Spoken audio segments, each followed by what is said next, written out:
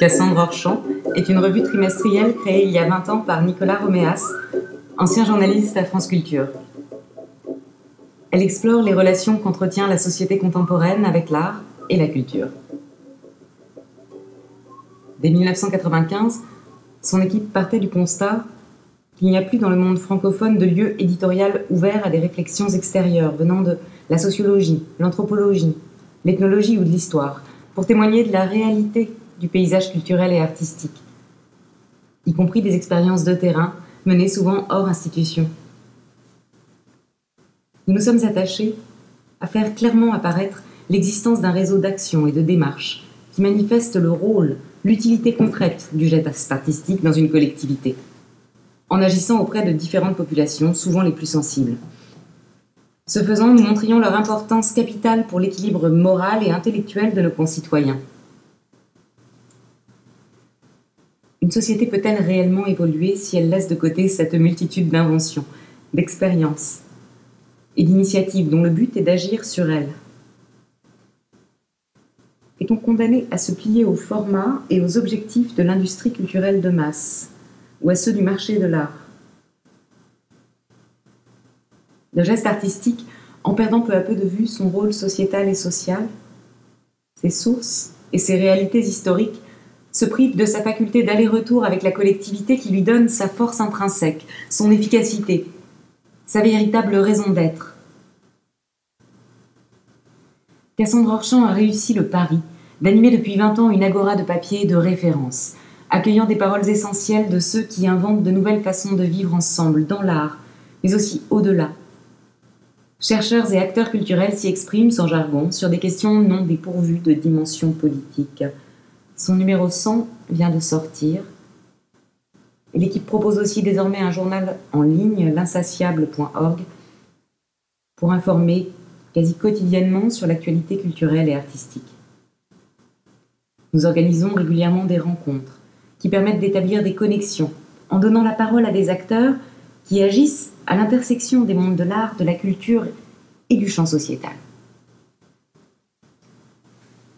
Dans le contexte extrêmement rude que nous traversons, il est vital de continuer à explorer et transmettre la réalité d'un outil de connaissance partagé par tous, sans exception, dont le principe actif est l'émotion reliée au sens, qui nous aide à penser.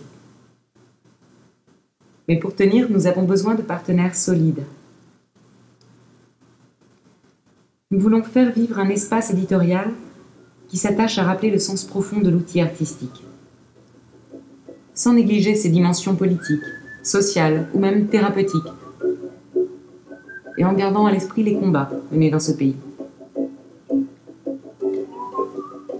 Votre aide nous est indispensable pour consolider et développer cette entreprise, placée sous le signe de l'ouverture et du partage, qui nous situe au cœur des défis les plus cruciaux de notre société.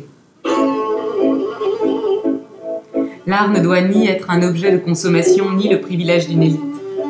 Il en va de sa diversité et de la qualité humaine d'une société.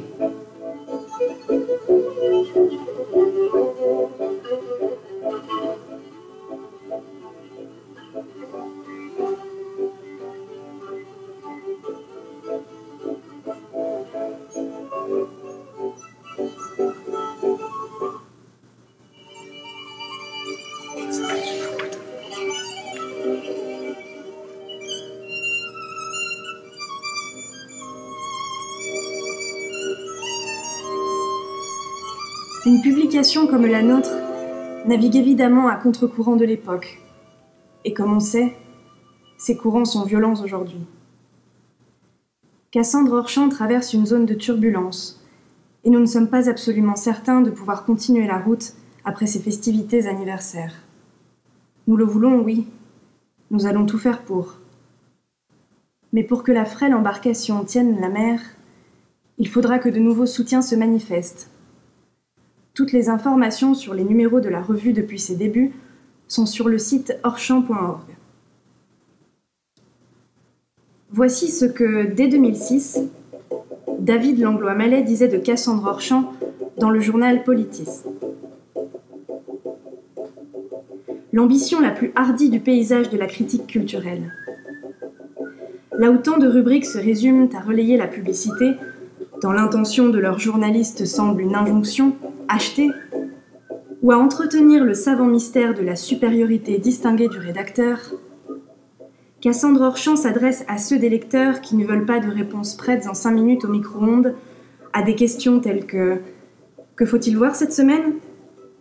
De quel film parle-t-on ? Qu'écoute-t-on » Bref, comment alimenter la consommation culturelle mainstream vers les bacs de la Fnac la plus proche. Cassandre Orchamps renverse la question culturelle par une question politique.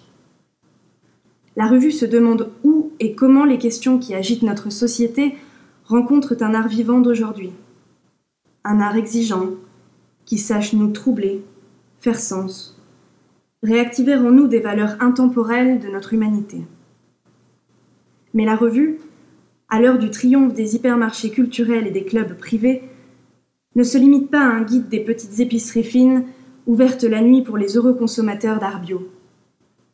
Elle entend donner des repères, dans une société où les intérêts privés les confisquent, pour jalonner notre propre aventure culturelle et politique. Elle débusque bien sûr les endroits où ça se passe, ses points de contact, troupes, lieux, artistes, penseurs, entre l'exigence artistique et le désir d'humanité. Autrement dit, un art politique. Mais surtout, elle en explore les processus avec l'ambition de doter le lecteur d'un solide bagage. Une ambition non usurpée d'être une école de pensée critique à l'aune de notre exception culturelle française dont elle pose la critique radicale. Un système de relations marchandes et ou pseudo-élitistes ne nous laisse d'autre choix que d'être clients, initiés ou exclus, lance Nicolas Roméas, le directeur de la revue, en introduction à l'ouvrage de référence 1995-2005, 10 ans d'action artistique. Une petite lumière, lampe tempête, qui porte loin un art préoccupé de son temps, qui recrée artistiquement, dans l'instant où il est vécu, la communauté humaine actuelle et immémoriale, la vraie, celle à laquelle j'appartiens, écrit Roméas. Celle des tragédiens et celle des slameurs. Et ce qu'en dit un lecteur d'aujourd'hui, Thierry Briet. Cassandre Orchamps est un lieu de parole à préserver, un espace éditorial où l'on reconnaît aux artistes un rôle vital dans une société en péril, où nous sommes nombreux à vouloir résister à la robotisation, à la déshumanisation, à créer un chemin pour une pratique de l'art ouverte à tous. Un espace éditorial où les idées peuvent être débattues au niveau où elles doivent l'être, en dehors des intérêts particuliers des divers clans et chapelles. Un espace éditorial où le rôle essentiel du geste artistique peut être pris en compte, réfléchi, affirmé, répété, explicité, mis en perspective. Voilà. Merci beaucoup de votre attention. On espère bien continuer, et avec vous.